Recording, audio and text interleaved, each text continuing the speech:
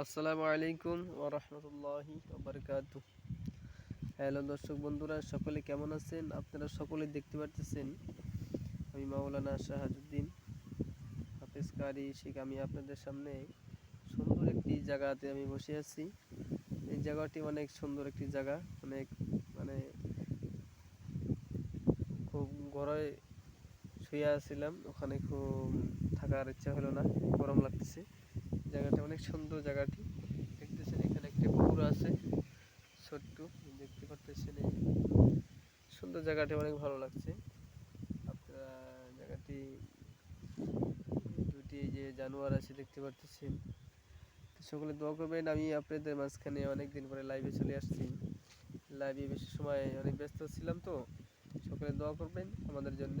সকলে এই পবিত্র মাসে যেন আমরা বেশি বেশি সকলে নেক আমল করতে পারি। সকলে ভালো থাকেন, সুস্থ থাকেন। আসসালামু আলাইকুম রহমতুল্লাহি বারাকাতুহু।